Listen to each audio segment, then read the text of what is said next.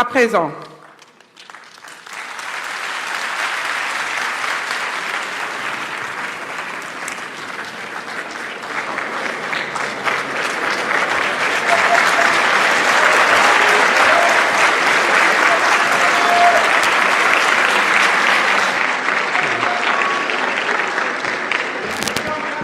Merci beaucoup.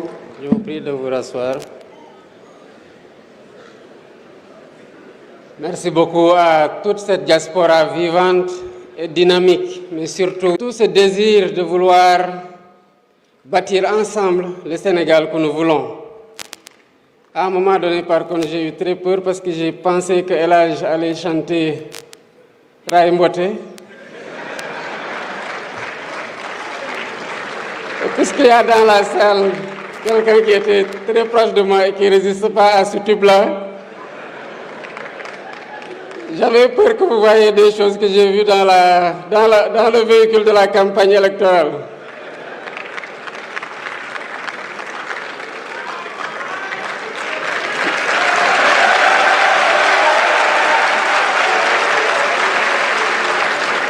Merci beaucoup, Monsieur le Président de l'Assemblée nationale, Monsieur le Premier ministre, Monsieur le ministre de l'Intégration africaine, des Affaires étrangères et des Sénégalais de l'extérieur, Monsieur le secrétaire d'État chargé des Sénégalais de l'extérieur, Mesdames, Messieurs les membres du gouvernement, Excellences, Mesdames et Messieurs les membres du corps diplomatique, honorables députés, chers concitoyens résidant à l'étranger, distingués invités, Mesdames et Messieurs, vous l'imaginez bien, c'est avec un grand sentiment de fierté que je préside la cérémonie officielle de cette première édition de la Journée nationale de la diaspora sénégalaise.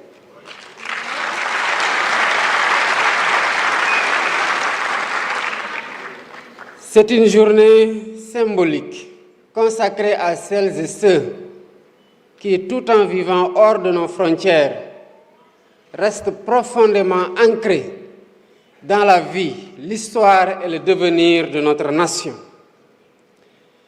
En effet, la diaspora sénégalaise, comme vous le savez, n'est pas une réalité marginale. Elle constitue une partie intégrante de la communauté nationale, une force vive, un pilier économique, un acteur culturel, scientifique et technique, une vitrine de notre sport.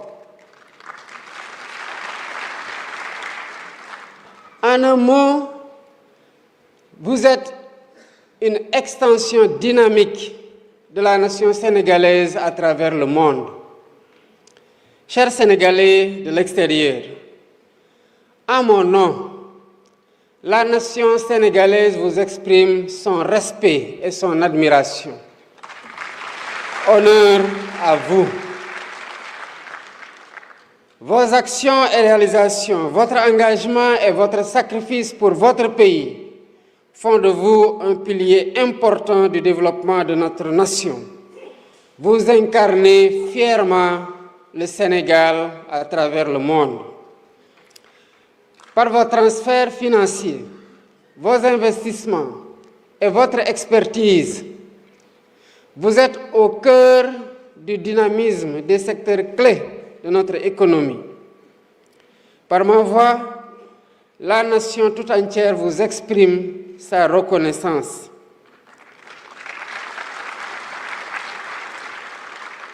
Mesdames, Messieurs, avec notre diaspora, la vision est claire. Nous voulons bâtir un partenariat inclusif, durable et mutuellement bénéfique, en établissant un cadre de dialogue permanent et dynamique. En choisissant le thème diaspora sénégalaise, levier de transformation du pays, j'ai voulu réaffirmer solennellement la place stratégique que j'accorde à nos compatriotes établis à l'étranger. Au-delà de la reconnaissance officielle, c'est un engagement à renforcer les liens entre la nation et sa diaspora, à valoriser son apport dans le développement de la nation et à mieux intégrer ses aspirations dans les politiques publiques. Ce thème est d'une actualité et d'une acuité particulière dans notre contexte, au regard de son arrimage dans l'agenda national de transformation Sénégal 2050 que nous avons adopté comme feuille de route de long terme de notre nation. En effet, notre référentiel des politiques publiques accorde à la diaspora une place de choix dans la construction d'un Sénégal souverain, juste, prospère et solidaire.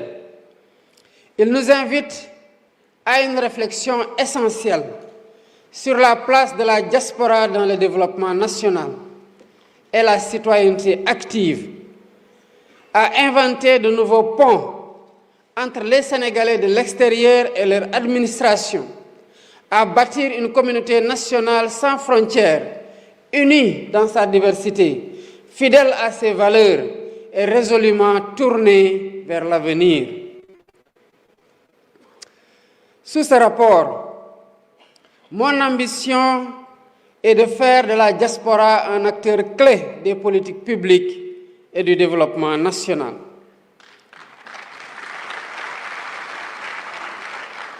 J'engage donc le gouvernement à renforcer le partenariat stratégique avec cette vaillante diaspora dans les domaines de la mobilisation des compétences et des talents, de la stimulation de l'investissement et de la diversification des financements qui lui sont destinés. J'ai conscience que ce travail sera complexe. Cependant, j'ai tout aussi conscience que sous la conduite de Monsieur le Premier ministre, cet objectif sera largement atteint.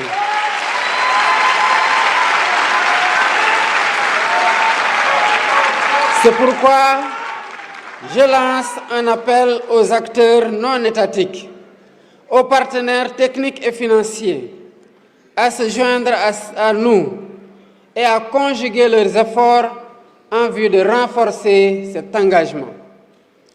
Mesdames, Messieurs, en portant un regard sur les réflexions et communications prévues dans les panels durant cette journée, je souhaite voir vos échanges s'inscrire dans une démarche pragmatique, en répondant à la finalité de l'exercice consistant à faire des propositions pratiques quant aux défis et enjeux qui interpellent la gouvernance de notre diaspora.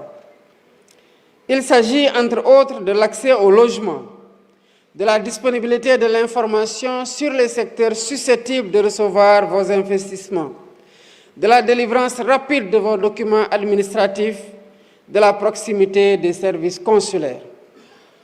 En effet, l'accès au logement pour la diaspora est aujourd'hui devenu pour le gouvernement un enjeu majeur, nécessitant des réponses adaptées et durables. Il appelle la mise en place de politiques publiques fiables, de dispositifs financiers innovants, sûrs et des partenariats solides permettant de garantir un habitat décent, sécurisé et conforme aux besoins des communautés sénégalaises établies à l'étranger. S'agissant de la modernisation de l'administration consulaire, elle a pour objectif d'assurer une gestion harmonisée, sécurisée et conforme aux standards internationaux des actes d'état civil produits par les représentations diplomatiques et consulaires, mais aussi d'autres documents qui sont tout aussi importants que le passeport et la carte consulaire. De grandes réformes intéressant ces deux documents seront sous peu mises en application. En somme, 3 objectifs sont visés. Il s'agit de simplifier les